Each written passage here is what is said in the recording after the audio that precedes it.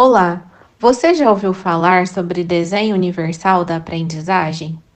Essa é uma abordagem que tem como conceito central a diversidade e que, a partir deste princípio, preconiza a apresentação de uma aula por diferentes perspectivas.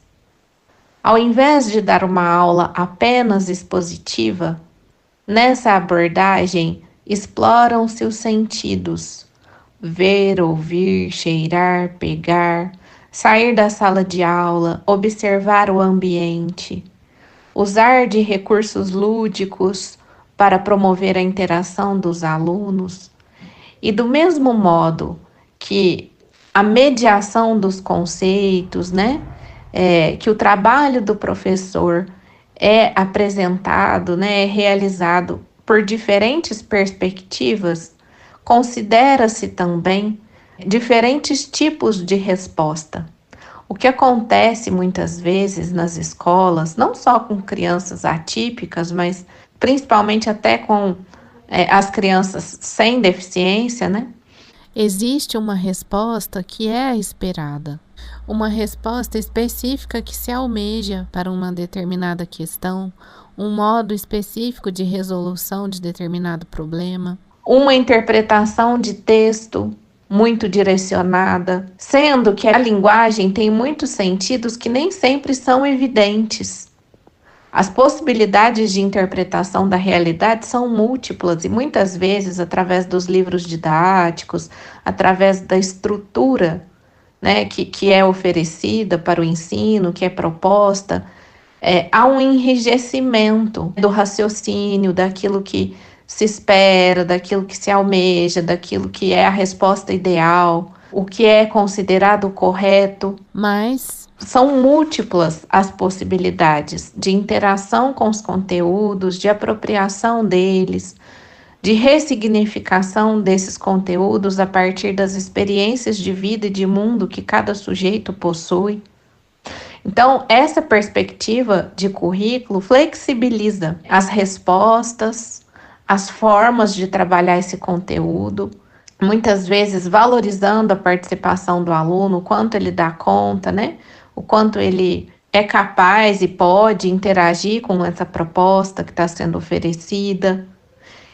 Os processos de avaliação, nessa perspectiva, também se redefinem, porque o sujeito não é comparado com o outro, mas com ele mesmo. E o processo de avaliação é constante. Não existe o dia da avaliação, o dia da prova, a questão de nota se relativiza, porque é um processo constante a avaliação, todo momento, nas interações com os pares, com o professor, com as propostas, o aluno está sendo avaliado, o seu nível de iniciativa, as relações, as conexões que estabelece. Então, é um processo contínuo, constante. Então, essa perspectiva favorece o público da educação especial, favorece a inclusão, porque uma aula que eu dou em múltiplas perspectivas, eu consigo beneficiar todos os estilos de aprendizagem, porque cada um tem um estilo. Um é mais visual, então tem gente que escreve para poder reter a informação na memória quando está estudando. Tem outros que só de ouvir já registram.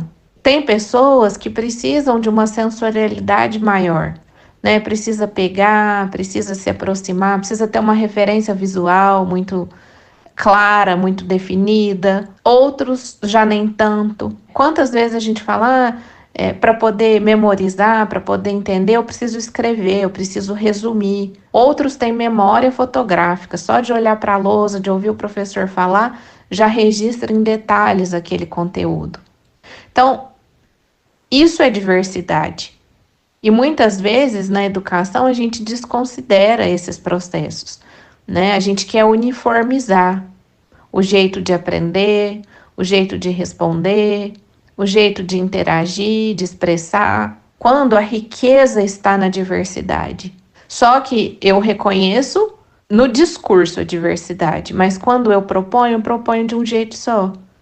Quando eu espero a resposta, eu espero uma resposta única. Quando eu avalio muitas vezes de uma forma unilateral. E muitos alunos ficam aquém dessa expectativa que se cria, como se a responsabilidade fosse só dele, não do sistema, que não adequa às suas estratégias. Muitas vezes o aluno é rotulado, criado um estereótipo, enfim, uma série de opiniões, de rótulos sobre uma determinada criança, uma determinada questão, e avaliou-se apenas numa direção.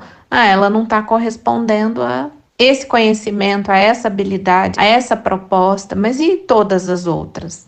Porque existem múltiplas inteligências e muitas vezes a gente fica focado na leitura, na escrita, na contagem.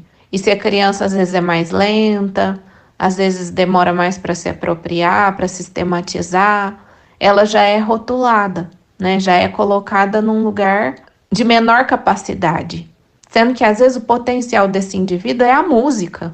E é necessário encontrar um espaço para isso, de expressão, de valorização. Às vezes, essa pessoa tem uma expressão corporal que precisa ser valorizada e considerada.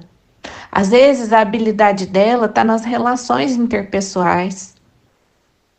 Às vezes, ela é boa na escrita, na leitura e não é na matemática ou vice-versa. Às vezes, é uma artista que não tem espaço de expressão e que precisa ter os seus traços, os seus desenhos considerados, valorizados, né?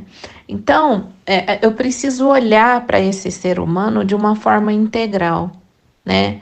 De uma forma ampla, para que eu consiga muni-los dos recursos que ele precisa para desenvolver a sua máxima capacidade, para desenvolver o potencial que ele traz e não necessariamente o potencial que eu quero, né, enquanto professor.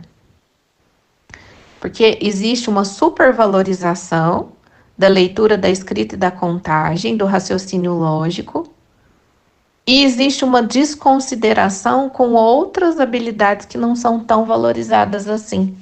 E aí você pega as crianças atípicas, os alunos com deficiência, que têm prejuízos no raciocínio lógico, que têm prejuízos nas capacidades de atenção, concentração e memória, mas que pode ter um super desenvolvimento musical, por exemplo, né? ou corporal, ou artístico.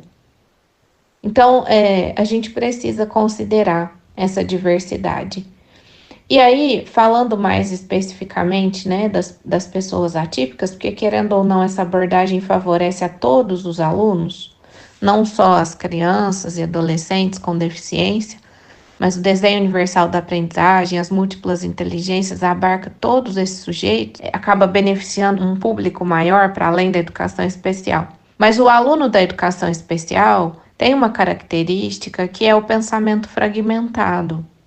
Então, imagina uma série de retalhos coloridos, todos desconectados uns dos outros. O que conecta esses retalhos são as sinapses, são as conexões cerebrais, são as associações entre conteúdos, as ligações que são feitas. E nas pessoas com deficiência, como característica, essas conexões são frágeis, elas não acontecem de maneira adequada, satisfatória. Então, o que pode facilitar esse processo? Porque sem ele a aprendizagem não acontece. Criar contextos de aprendizagem. Trabalhar em forma de projetos, por exemplo. Trabalhar de forma interdisciplinar. Então, o mesmo tema, né, um tema geral escolhido, vai ser trabalhado na geografia, vai ser trabalhado na história, na matemática, nas ciências e em língua portuguesa. Cada área com as suas especificidades, cada área com seus conhecimentos próprios, mas sempre com o mesmo pano de fundo.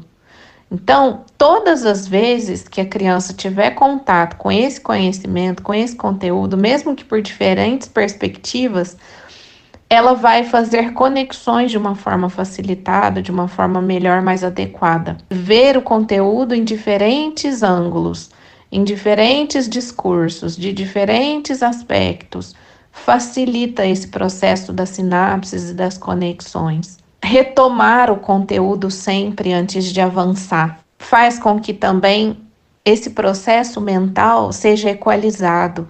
Então, antes de inserir um elemento novo, eu retomo o que foi dado, né, na aula anterior, no encontro anterior. Então, eu dou um passo atrás para poder avançar 2 para frente.